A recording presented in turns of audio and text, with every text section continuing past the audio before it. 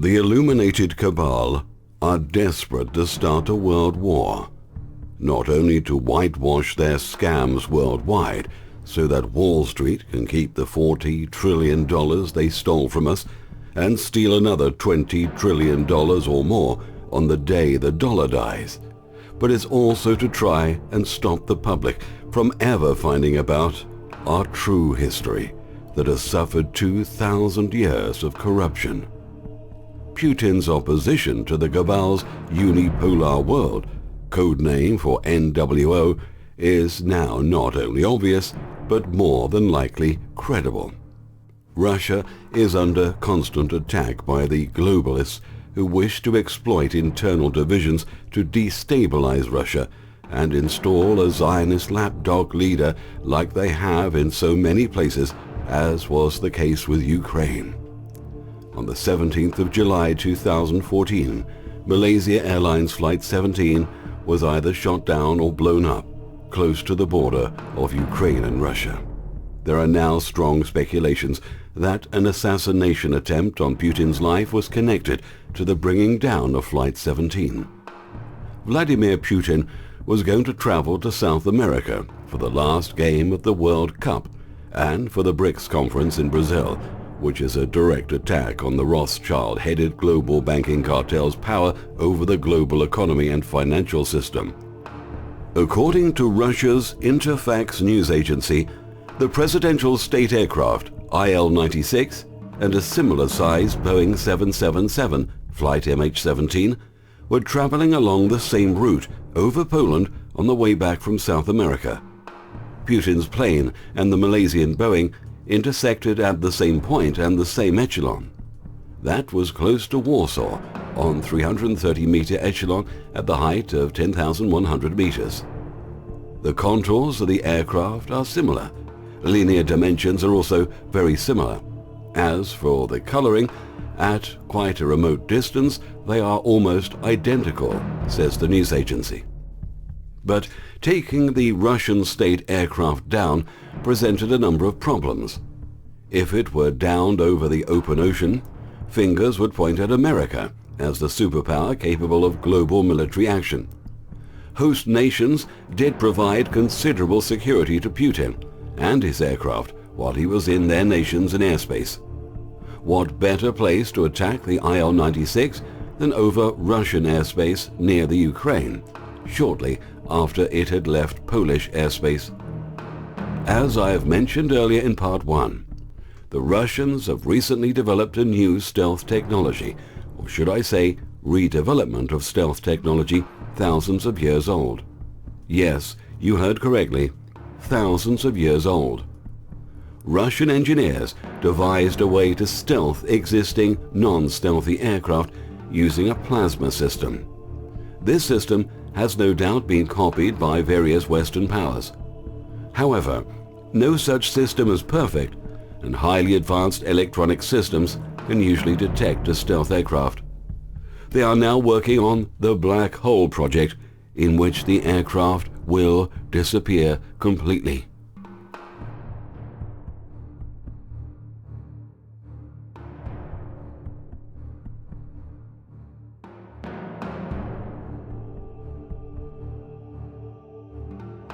ECM stands for Electronic Countermeasures.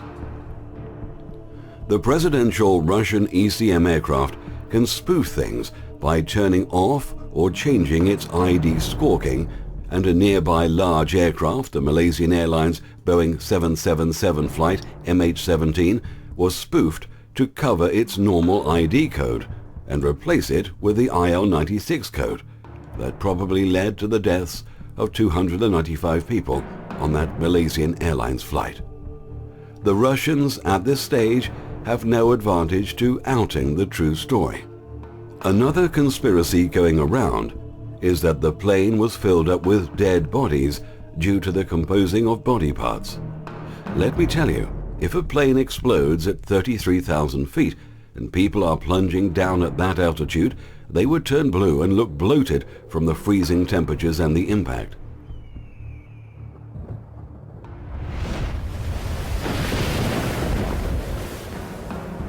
Interesting to note, Malaysian High Court finds Israel guilty of war crimes against humanity. The US Zionist globalist-supported and funded coup against the elected Ukraine government and the resulting conflict was a calculated effort to draw Russia into a war over the Ukraine and thereby tie it down in order to allow Netanyahu a free hand to create his long-sought general Middle East war. Putin has proved to be a brilliant strategist and not easy to trap. Now once again, the worldwide cabal-owned media has put the blame on Putin as the bogeyman. The bought and paid for globalist Zionist-owned political whores have made careers out of selling out America and Americans. Despite the conclusion by US intelligence that there is no evidence of Russian involvement in the destruction of the Malaysian airliner and all lives on board, Washington is escalating the crisis and trying to shepherd us towards war. At the same time, they present Russia with an ultimatum. Either you let us destroy the part of the population that is ethnically, culturally, and historically close to Russia, or we introduce sanctions against you. This is a strange logic and absolutely unacceptable. This type of logic does not work well with Russia. The recipes used regarding weaker states fraught with internal conflict will not work with us, said Putin. Our people, the citizens of Russia, will not let this happen and will never accept. The ABM system, installed by NATO in Poland and inevitably in Ukraine, is an offensive system. Russia must be prepared for war. This week, Putin has called an emergency meeting of the State Duma for reports that are concerning the war in the eastern Ukraine. America's Nazi allies in Israel and the Ukraine.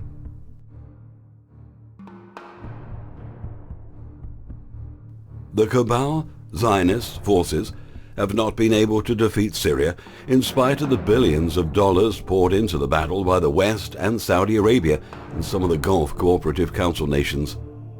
ISIS is controlled by the CIA RAND Corporation from headquarters in the US Embassy in Ankara, Turkey.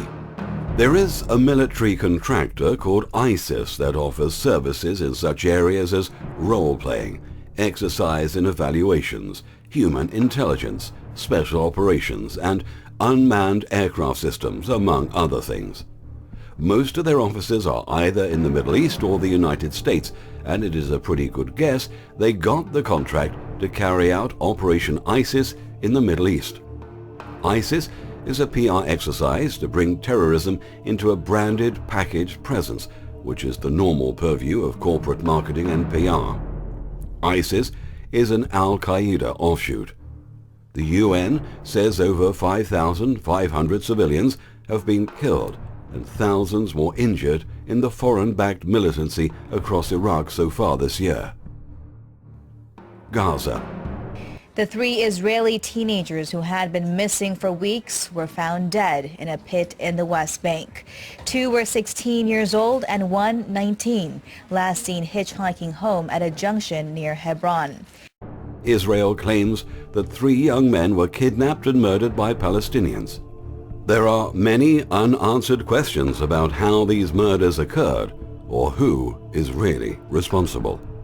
Israel has now attacked Palestine once again in retaliation for what many inside and outside of Israel believe is another Israeli false flag attack. According to Barry Chamish, top Jewish writer and analyst, this is a definite false flag. Many also believe that there is good reason for assuming that Israel is falsely blaming Palestinians in order to justify the taking of more Palestinian land and an excuse to advance their eugenics program to depopulate Palestine of Palestinians. How can we know for sure that Israel stages false flag, Gladio-style inside job attacks as a covert policy? The answer is that we know because they have been caught numerous times. 1. The Lavon affair, in which Israel got caught. 2. The Israeli attack on the USS Liberty. We now have intel docs which prove it was a false flag attack. 3. the nuclear attack on America on 9/11. Russian and French intel dumps show that Israel did this with nukes. Let's get one thing straight. Israel is controlled from outside Israel. The Zionist Israeli leaders, as well as the Muslim leaders, are all in bed with the Jesuit-controlled Vatican.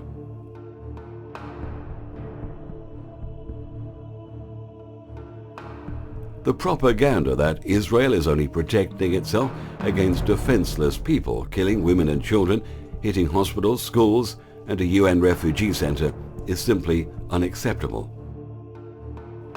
The Israeli military is using freshet shells, which spray out thousands of tiny and potentially lethal metal darts in its military operation in Gaza. Cancer-inducing bombs are also used, along with experimental artillery. It is highly illegal under international law and is by definition a war crime.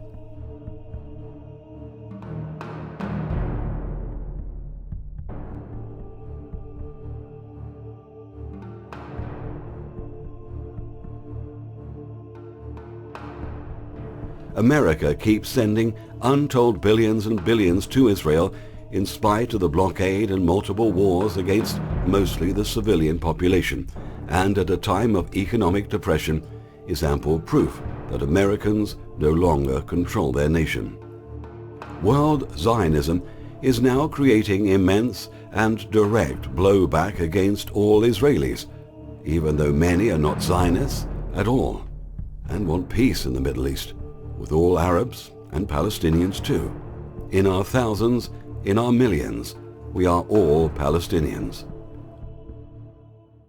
How could that be if they're our enemies, mortal enemies? Because they're not.